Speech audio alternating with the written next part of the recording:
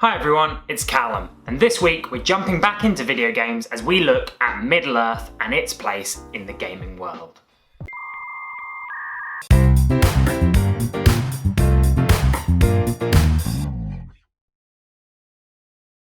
Now, the Lord of the Rings franchise is huge within the gaming industry.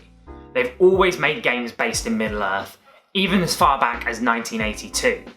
I'm going to be looking at some of the examples that I think are really exemplary within this franchise, and talking about why I think they're so successful amongst all the other film franchises that try to make games.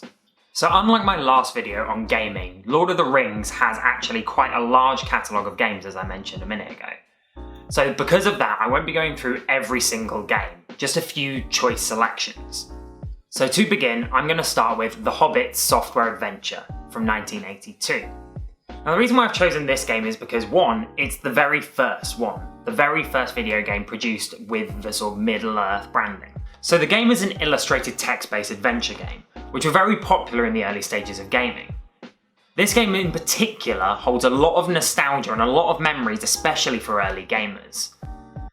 What this game does really well though, is what I think makes all the Lord of the Rings games good going forward, and that's something that I'll get onto later. Although this game isn't particularly groundbreaking, it did have a lot of innovations in the genre, and that's something that Lord of the Rings also are very good at. So a lot of the early games for Lord of the Rings followed this kind of suit, the text-based adventure games.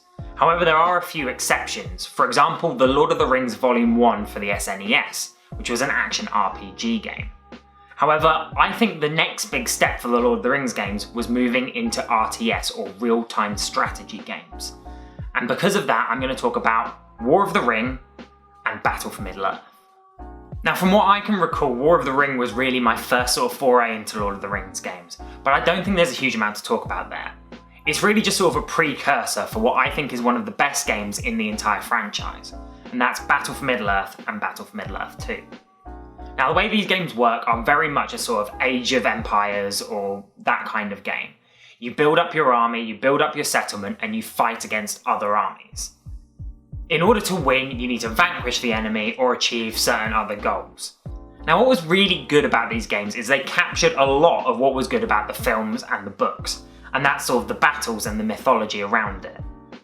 Although I think that it isn't the best example of what a Lord of the Rings game can be, it was a very good game with the Lord of the Rings markings.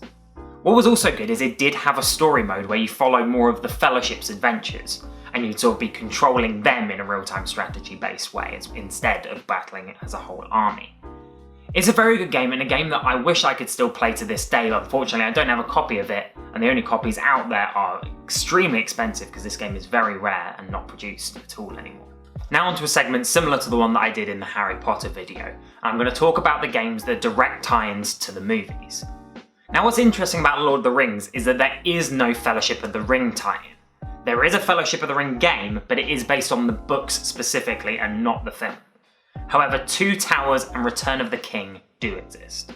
Now, to be honest, I never really played Two Towers. However, I spent a lot of hours playing Return of the King.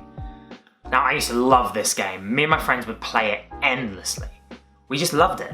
We always fought over who got to play as Legolas, and we could never beat Gollum at the end. I honestly don't think I ever completed that game, and I haven't gone back to it since. I reckon if I went back now, it'd probably be really easy, to be honest. Now, the way that these games play are kind of akin to early Lego games, to be honest, and of course, Lord of the Rings have their own collection of Lego games that go along with the movies as well. But what I mean by that is that it's a sort of shared screen multiplayer experience, co-op play. And what you do is it's kind of a hack and slash kind of beat 'em up style game. You go around killing a whole bunch of orcs or Army of the Dead or whatever it is. And in doing so, follow the events of the film, and you have to basically beat your score each time. You get certain points for how you kill people, for combos and that kind of stuff. Now, these games are really fun, really great and endlessly replayable. The only issue is that they're just not quite capturing Lord of the Rings perfectly. Now, there's a few more games that I want to talk about, and I think these next ones in particular really show the crux of what I believe makes Lord of the Rings good games. Again, I'll explain after I mention them, but first of all, I'm going to talk about Lord of the Rings Conquest. And I know this game in particular isn't exactly a fan favourite, but it does hold a lot of significance. Now, Lord of the Rings Conquest basically is Battlefront. Star Wars Battlefront, to be specific. Now, those games were incredibly popular, the first two I'm talking about. The new ones are popular as well, but they didn't capture the same magic that the first ones did. Now, what Lord of the Rings Conquest did is basically replace the Star Wars theme with orcs. And that's pretty much what it is. You play as either the good or the bad forces, and you have to try and defeat the enemy. There's a story mode as well, and it does follow the movies, but it's all Battlefront-esque battles. And I don't know. I mean, I like this game, but there's a lot of reviews out there that do not. And to be honest with you, you can see why. Although it is fun to play and it's decent multiplayer, it's not as good as Battlefront. Battlefront was a much better game that plays exactly the same way. The thing about Lord of the Rings is that when you're trying to play one of those massively multiplayer sort of shooting games, it doesn't really work when magic and swords are involved. Once again, it's fun, but it's missing something. The next game I'm going to talk about is definitely one of my favourites, and certainly one that I spent most of my time on. And that's Lord of the Rings: The Third Age. Now, Lord of the Rings: The Third Age is a turn-based fighting game, very similar to a lot of JRPGs out there, and specifically the early Final Fantasy games. I think what's really good about this game is it kind of follows the story of the Fellowship and the mainline movies and books. However, you're kind of taking a few steps back, or occasionally you're just in front of them, and you're effectively supporting the Fellowship in their adventure. You're making the forces that they faced slightly weaker by taking a few of them down, or you're tidying up some of the mess that they made and getting rid of some of the loose ends that they left behind. I absolutely loved this game. I played it through a bunch of times, although, again, another confession, just like Return of the King, I never finished it. That final battle is almost impossible. You literally take on Sauron's eye. I mean, how are you supposed to win that? Now, the last two games I'm not going to talk as much about because I don't think they really illustrate my point as much. However, they are still worth mentioning. And those two games are War in the North and Shadow of Mordor / Shadow of War. Now, War in the North is an RPG game set at the same time as the Fellowship. However, you're undertaking your own mission, obviously in the north of Middle-earth. Now, what's fun about this game is it's kind of a bit like a dungeon crawler, kind of crossed with a kind of Mass Effect style game.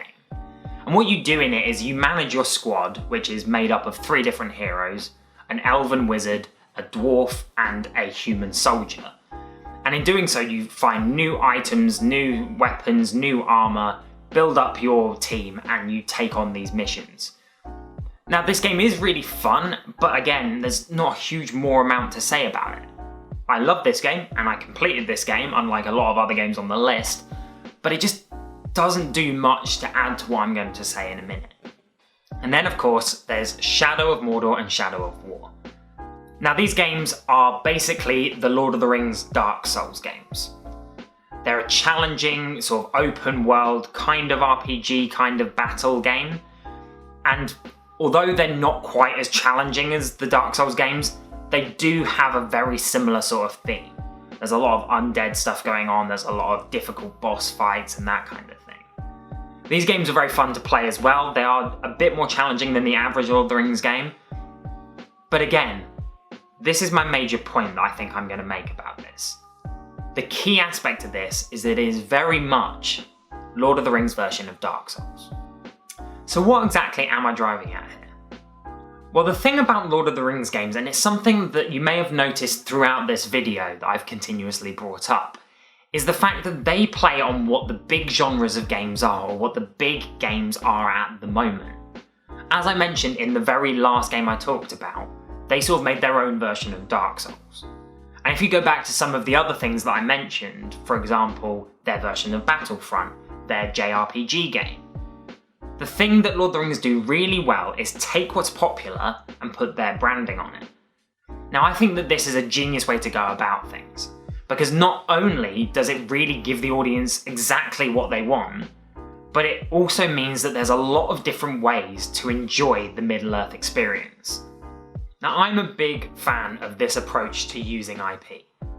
I think it's essential to sort of, if you want to get your product out there and you want to get your brand out there, you make it available in every way you can. The only balancing act that you've got to do is make sure that if there are aspects of this that certain people don't like, they're not missing out on anything. And I think that that is something that it comes across very well with its video games. You don't have to play War in the North to enjoy the main story of Lord of the Rings. It's separate, it's its own thing, and so is Third Age, so is Shadow of Mordor. All of these things, if you do play them, just add to your experience, and I think that that's great. The other thing that's really good about the way that this works is that you might like RPG games, or you might want to like RPG games. And the thing that Lord of the Rings does is it allows you to play one with sort of some familiar elements.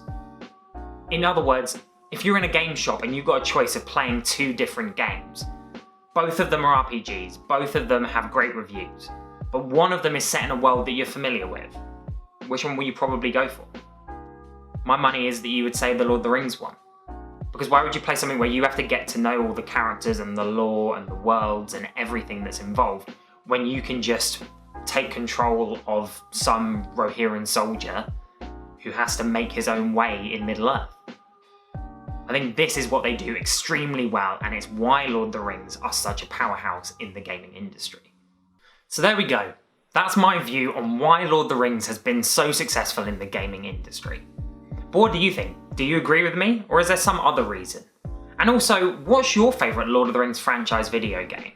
And why is it Battle for Middle-earth? With all that being said, don't forget to like, share and subscribe, and please consider donating to my Ko-fi page. Thank you so much for watching, and I'll see you next week.